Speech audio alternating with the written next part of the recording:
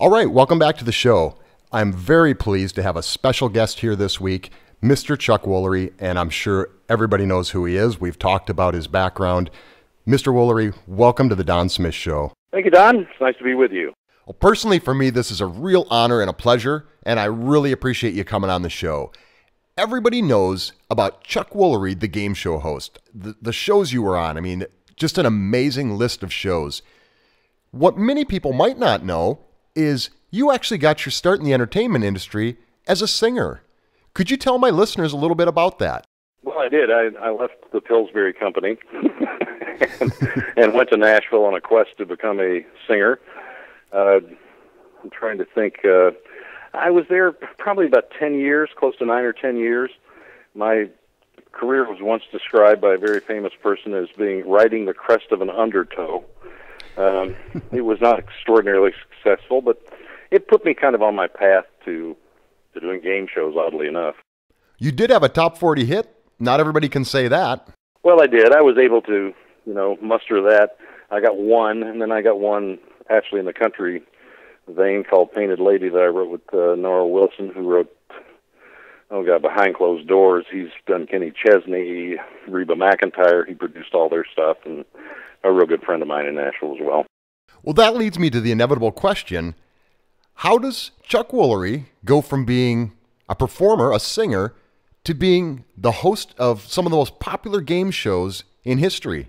Well, someone took a record that I had done at RCA and gave it to Jonathan Winters, who I was a huge fan of, and all my life since I was a kid in junior high school. And he cold called me because of that record in Nashville and asked me if he could take me or would like to take me on the Tonight Show. And I mean, obviously I was flabbergasted. He did that. I guested on the Tonight Show because of Jonathan, got to know him. Merv Griffin saw that show, asked me to stay over for another week and do his show. And at the end of that show, he said, did you ever think about being a game show host? And of course, I never had. And he said, I want you to meet some men who work with me. And so we went back to his office, and I met these guys who ran his business and asked if I would stay over another week or two and run this show in the office every day. And then he said he had a deal with NBC. So I did, and that was Wheel of Fortune. Believe it or not, that's how it happened. I'm a huge fan of Jonathan Winters myself. That guy's hilarious. Your story, though, Mr. Woolery, that's just it. The great American success story, only in America. A lot of people ask you how you get started. I mean, I was started in an area that I knew nothing about. But number one, I was willing. Number two, I was available. And number three, I had had a lot of experience being before people, entertaining them. So I wasn't uncomfortable, and I wasn't uncomfortable with myself. So that all kind of was part of why I think I was successful, plus the fact that I had the number one show on television for 7 years. I mean, exactly. Who in the world? That was just, luck, God's direction, whatever it was. But that was, that was just an incredible thing you couldn't count on. But I think, too, you got to look at the definition of luck, which is when preparedness meets opportunity, and you were there and you were prepared. I was prepared. Yeah, I was. Definitely. Last week I did a video, and one of the themes on the show last week was the war on capitalism. And your story is, to me, really epitomizes what I was talking about there, because there's so many people right now that are, even some on the right, who are coming out saying, hey, we got to get these corporations under control. And they're saying that corporations aren't people. They're just like a nameless, faceless entity that's now somehow the enemy of the American people. And I think that is so dangerous, because if you take that away, the whole definition of luck goes away, because you can be prepared, but there won't be any opportunity.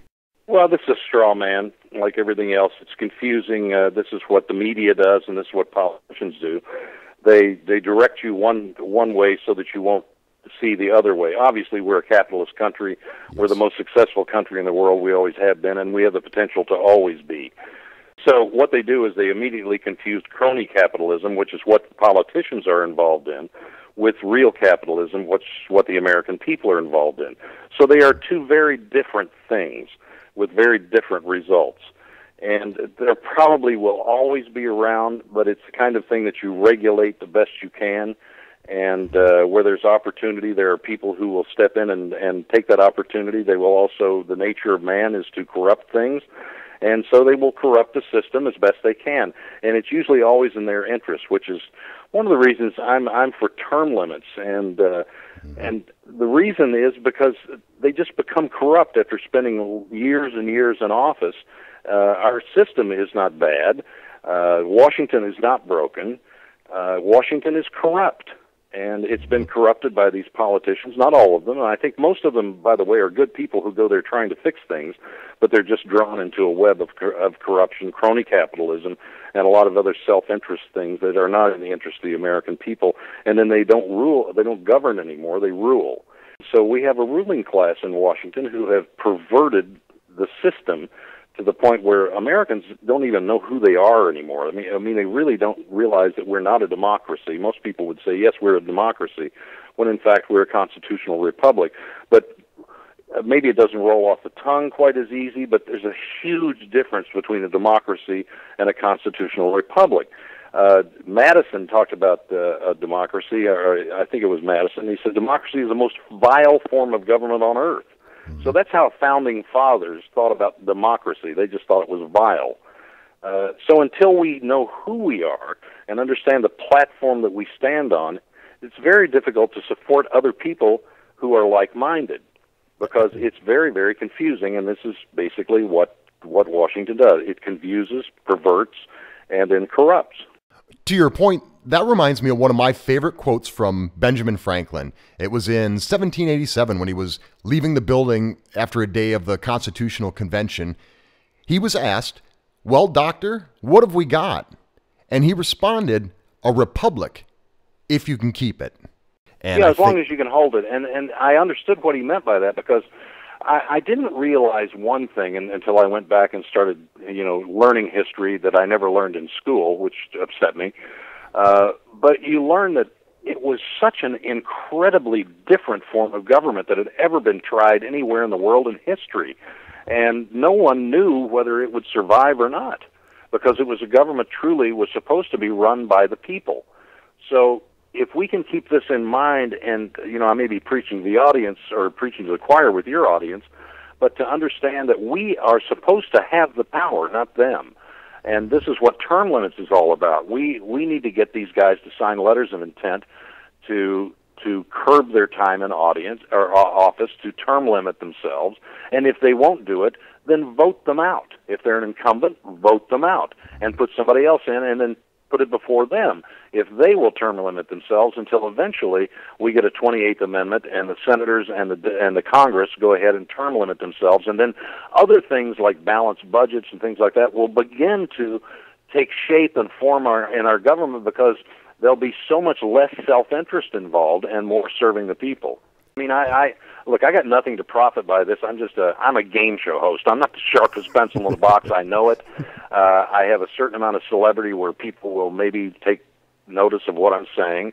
I think that this is the truth. I think it's the right thing to do.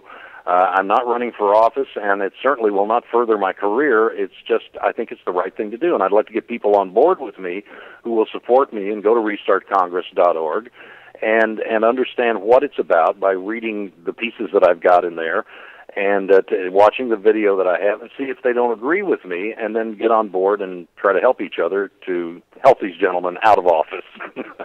Earlier in the week, I put a lot of links to your videos and various things you've got going on my website, and my listeners have been pouring through your videos, and the responses have just been overwhelming. So, oh, great! Well, don't sell yourself. Glad to hear that. Don't sell yourself short, because you do a great job of putting into a simple format that people can understand, and with some humor, but the responses have just been fantastic. This is another thing.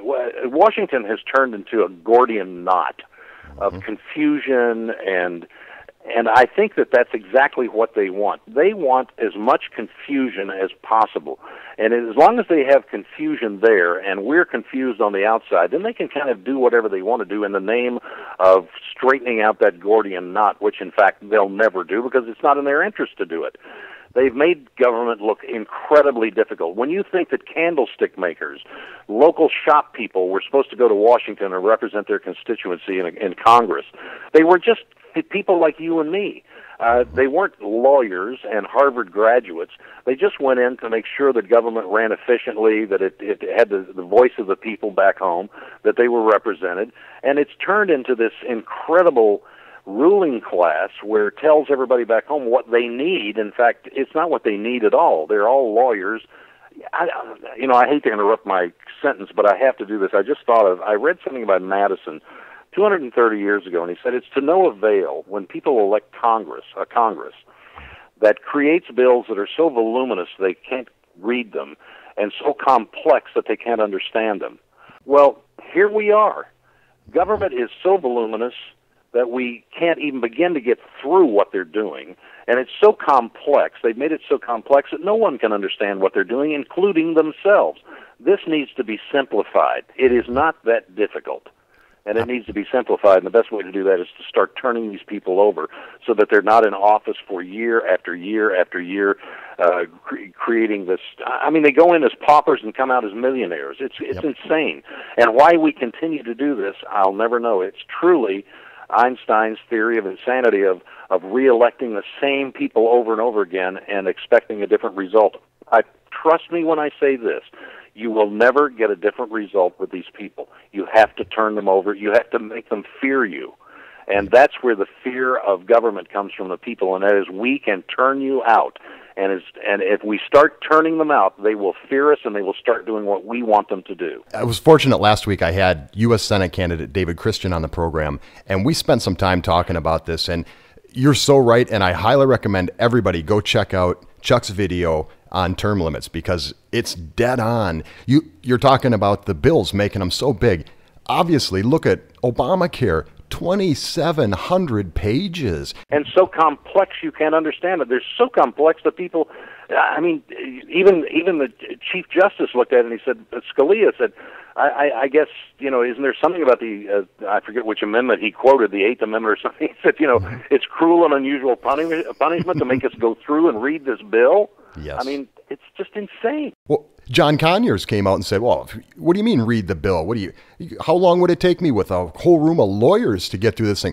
If John Conyers and the people who are passing the bills aren't going to be able to read it or don't even intend to read it, who's going to have to read it? The business people that are going to have to conform to these new rules. They're supposed to read it, yet the people passing it aren't? Okay, there's another problem that you just brought up that you skipped over, and that is who wrote it? Who wrote that bill? Yep. Self-interest groups wrote it. Did they do it in the name of the American people? No, this is going back to that crony capitalism. People who wrote these bills are people who are going to profit from them. I'll give you an example. I represent a group in Austin, Texas that's kind of a new group called Generation America. Mm-hmm. It is the alternative to AARP. Most people have no idea. AARP stands to gain $1 billion over 10 years if Obamacare goes through. Did you know that? Yes. $1 billion in 10 years. Well, what are they going to? Who are they for? Did they help write that bill? I guarantee you. Mm-hmm. So, we need alternatives to these people, and that's one of the reasons I'm with Generation America, is they are truly an alternative to the AARP, and give you better deals too, and they won't stalk you when you turn 40. I'm glad you brought up Generation America because this is a great organization that's providing an alternative. Finally, there's an alternative to AARP, especially with the stance that AARP took with Obamacare. I'm actually in discussion right now, and I hope I'm not jinxing myself, but I'm actually in discussions with Generation America right now. Oh, are you? I am, and I know you're a spokesman for them, and that's great. They couldn't have picked somebody better for the job. I hope to be able to make an announcement here in the next few weeks, and we'll see how it goes, but it seems like a great organization. It's a great outfit. They really are. I love these guys. Conservative voice in Washington. Which is something we need. I was so frustrated. That was one of the most frustrating things for me through the whole Obamacare debate is you've got AARP who are supposed to be representing the people. They're not. No. They have no problem with the cuts, the $500 billion that they're now talking about, $1 trillion cuts from Medicare and Medicaid. No problem with that at all. They stand up and say, don't worry about it. But then they come out and attack Paul Ryan for trying to be fiscally responsible. This is the end of part 1. To finish listening to the interview, just simply go to Chuck Woolery Interview Part 2. Hi, this is Chuck Woolery. You're listening to The Don Smith Show, where it's okay to be a conservative.